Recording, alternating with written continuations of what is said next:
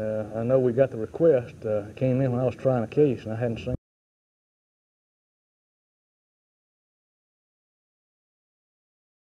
Did I understand you say earlier that this committee did not have subpoena powers?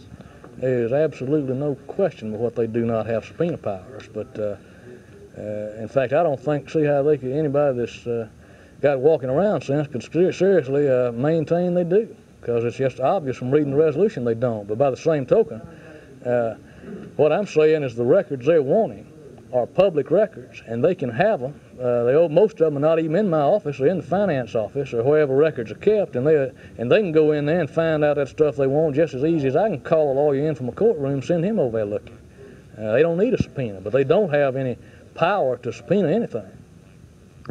Do you feel this is something that is adding more fuel to a political fire between Baxley and Beasley? I think that it is, and I'm sorry. It certainly is, but I have regretfully learned that there is just no way you can keep from having a feud with Beasley unless you want to lie down and let him do everything he wants to do, because he's always going to be out pushing and grabbing for something, and it hurts me and it hurts him for us to feud. But it's either give him exactly what he wants, a full-time job with 15 or 20 clerks working to do political things, or else there's going to be feud. It over to the examiners to secure the information.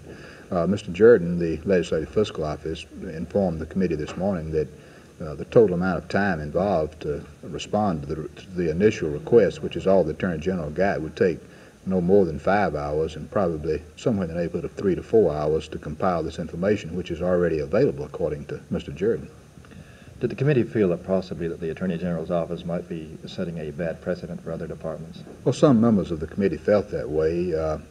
In fact, expressed themselves to that in that direction this morning. They felt that all persons should comply with the request. In fact, they pointed out that the Attorney General himself complied last year with a much more detailed request than what he got this year. What do you feel the consequences might be if he still fails to comply with the committee? I really don't know, George. I would imagine that he will comply because, first of all, it's not that difficult, and the information they asked for was not that awful bad.